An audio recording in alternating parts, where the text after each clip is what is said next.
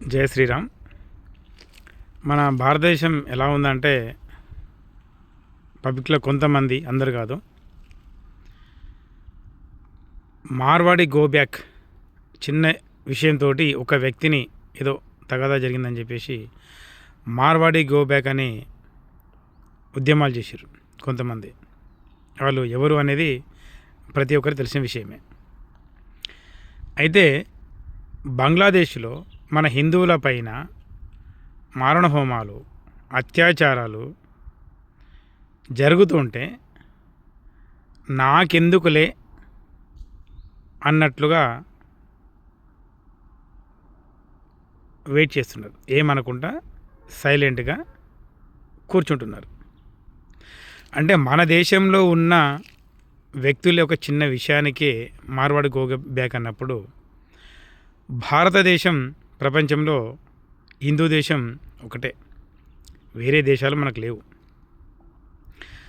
ప్రతి దేశంలో, ప్రపంచంలోని ప్రతి దేశాలలో మన హిందువులు ఎక్కడైతే ఉన్నారో వారికి మన భారతదేశం పెద్ద దిక్కు, ఒక తల్లి తండ్రిలాగా దిక్కు అన్నట్టు.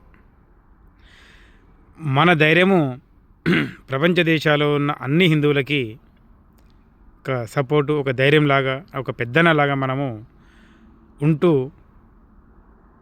వాళ్ళకు మన సపోర్టింగ్ చేస్తే వాళ్ళు కూడా ప్రపంచ దేశాలు ఉన్న దేశాలలో మన హిందువులు కూడా భారతదేశం మాకు పెద్ద దిక్కు, మా అన్న లాంటి వాళ్ళు, మా తల్లి తండ్రి లాంటి దేశం అని చెప్పేసి వాళ్ళకు కూడా ఒక ధైర్యం ఉంటుంది.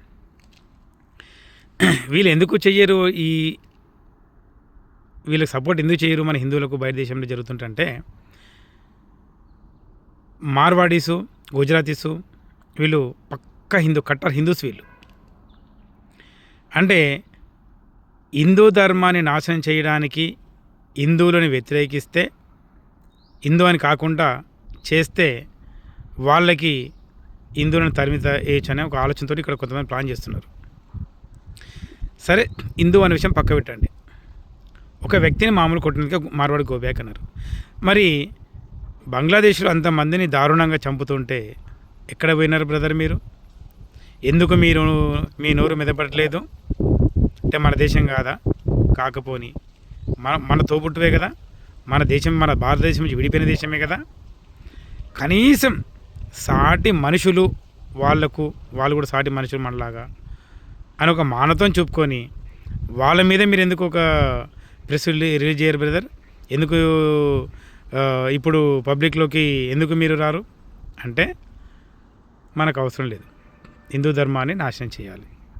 ఇంకొకటి, మొన్న ఒక దేశంలో, అందరి తెలిసిందే, ఎందుకు చెప్పాలి కానీ, ఒకటి విషయం జరిగితే బంగ్లాదేశ్లో జరిగిన దానికి సపోర్ట్ చేయలే, కానీ వాళ్ళు వెనుజులా దేశానికి ఏదైతే జరిగిందో దానికి అక్కడ సపోర్టింగ్గా ఒక పార్టీ వాళ్ళు, కొంతమంది వాళ్ళు ర్యాలీలు చేశారు వాళ్ళ సపోర్టింగ్. మరి బంగ్లాదేశ్ కూడా సపోర్ట్ చేయడు కదా బ్రదర్? దీని చేసినప్పుడు దానికి కూడా చేయొచ్చు కదా, ఎందుకు చేయట్లేదు? ముందుగా మన భారతదేశములో ఉన్న ప్రతి ఒక్క హిందువు మూలాలు ప్రపంచ దేశాలలో అన్ని ఏరియాలలో కూడా, అన్ని దేశాలలో కూడా మన హిందూ మూలాలు ఉన్నాయి. ఇక్కడ మన దగ్గర ఏవైతే మన హిందూ ధర్మాన్ని, సనాతన ధర్మాన్ని నాశనం చేయాలని కోరుకుంటున్నారో బయట దేశాలలో కూడా అలాగే జరిగి మళ్ళీ వాపసి, అంటే ప్రపంచ దేశాలలో అన్ని దేశాలు చాలా వరకు కూడా వాపసి జరిగి మన హిందూ ధర్మాన్ని, మన సనాతన ధర్మాన్ని నమ్ముకొని మళ్ళీ మన ధర్మాన్ని కట్టుబడి వస్తున్నారు జనాలంతా. కానీ అక్కడ మారుతున్నారు. కానీ మన భారతదేశంలో కొంతమంది, ఇది ప్రజాస్వామ్యమే కాదనలేం, అట్లా అని చెప్పేసి హిందూ ధర్మాన్ని, సనాతన ధర్మాన్ని ఎవరైతే నాశనం చేయాలనుకుంటున్నారో వారందరికీ పుట్టగతులుండు. గుర్తు చేసుకోండి. ఒక్కొక్కరు మన దేవీ దేవతలను కించపరిచిన వాళ్ళు ఏ రకంగా భగవంతుడు వాళ్ళ ఏ రకంగా తీసుకెళ్ళిండో గుర్తు చేసుకోండి. కొన్ని పార్టీలు ఉన్నాయి, వాళ్ళు ఏం చేస్తున్నారంటే వాళ్ళ స్వార్థం కోసము బయట దేశాల్లో సపోర్టింగ్ చేస్తారు. బ్రదర్, ఆ పార్టీలు ఎవరో మీకు తెలుసు. ఆ పార్టీలని చెప్తున్నా, బీజేపీ ఎక్కడో నామరూపాలు లేకుంటుండే, అలాంటిది ఈరోజు ప్రపంచవ్యాప్తంగా నెంబర్ 1 పొలిటికల్ పార్టీ అంటే బీజేపీ ఒకటి. మోడీ గారిని కొంతమంది కించపరుస్తున్నారు.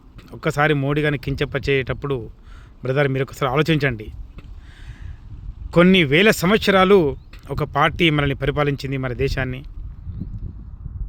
అది ఎవరు అంటే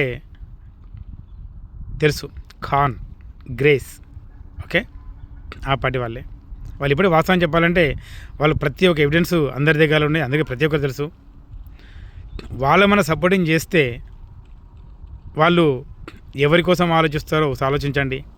అదే మోడీ గారు మన బీజేపీ ప్రభుత్వం ఉంటే ఎవరి కోసం మనుగడ కోసం సాగుతున్నదో, ఎవరి కోసం ఆలోచిస్తున్నదో ఒక్కసారి గుర్తుపెట్టుకొని నేను నువ్వు అని కాకుండా అవన్నీ పక్క పెట్టేసి మన దేశానికి, మన హిందూ ధర్మానికి, మన సనాతన ధర్మానికి పాటుపడి మన కోసం అహర్నిశలు ఆలోచించి మన బాగు కోసం ఆలోచించే వాళ్ళకు సపోర్ట్ చేస్తూ ప్రతి ఒక్కరూ కొంచెం మారండి. ఇప్పటివరకు నాకు తెలిసిన వరకు 50% మారిని అనుకుంటున్నాను అయితే, కానీ ఎక్కువనే. బట్ ఇంకా నేను హిందూ అంటారు, ఓట్ల దగ్గరికి వచ్చేసరికి